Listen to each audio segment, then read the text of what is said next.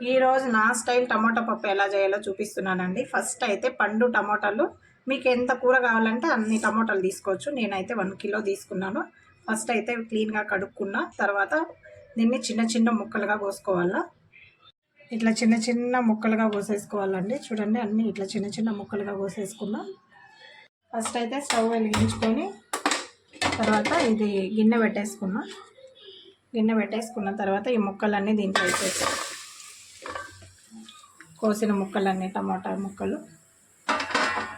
తర్వాత మీరు కారాన్ని బట్టి పచ్చిమిర్చి వేసుకోవచ్చు. నేను గ్రీన్గా ఉంది కాబట్టి పచ్చిమిర్చి బాగా కారంగా ఉంటుంది.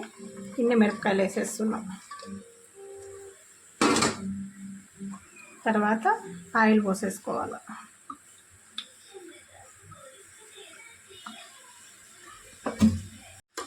అదిగోండి ఇవన్నీ ఈ రెండు వేసేసినా కాబట్టి బాగా హై ఫ్లేమ్లో బాగా వేయించుకోవాలండి. టమాటాలు పచ్చిమిర్చి బాగా మెత్తబడిపోవాలా. అప్పుడప్పుడు కలుపుతూ ఇట్లా వేపుకోవాలి. అదిగోండి ఇట్లా బాగా మెత్తగా వేయించుకునేలా టమాటాలు పచ్చిమిర్చి. ఇప్పుడు దీంట్లోకి అదిగోండి కొంచెం చింతపండు, అసలే టమాటాలు పులుపు కాబట్టి కొంచెమే చింతపండు వేసుకోవాలా. మళ్ళీ కొంచెం ఆనియన్, తర్వాత వెల్లుల్లి ఇవి కూడా వేసేసుకోవాలా. అదిగో ధనియాల పొడి కొంచెము, 1/2 స్పూన్ ధనియాల పొడి, తర్వాత కొంచెం పసుపు, చిటికెడు పసుపు, తర్వాత ఉప్పు తగినంత. టమాటాలోనే వాటర్ ఉంటుంది కాబట్టి ఒక గ్లాస్ వాటర్ పోసేసుకోవాలి.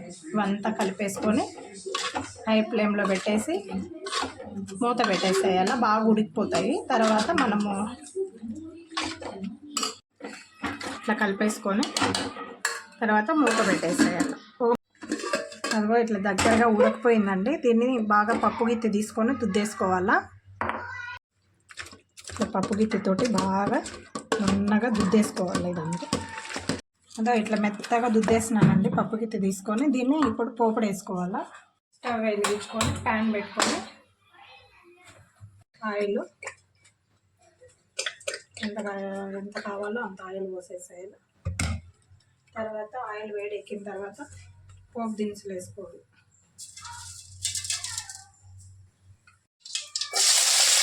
కొంచెం కరివేపాకు, ఆనియన్స్ వేసినాండి. అదో ఆనియన్స్ కరివేపాకు బాగా ఎర్రగా వేపుకోవాలా.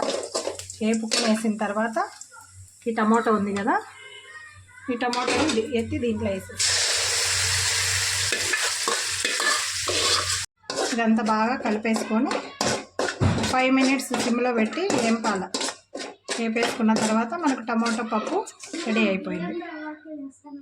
అది వేడి వేడి చపాతీ లేకైనా బాగుంటుంది. తర్వాత అన్నంలోకి, రాగి ముద్దలేకి, దేనికైనా చాలా బాగుంటుందండి. నా ఛానల్ నచ్చినట్లయితే లైక్ చేయండి, సబ్స్క్రైబ్ చేయండి. మీరు ఒకసారి ట్రై చేయండి, చాలా బాగుంటుంది టమాటా పప్పు. ప్లీజ్.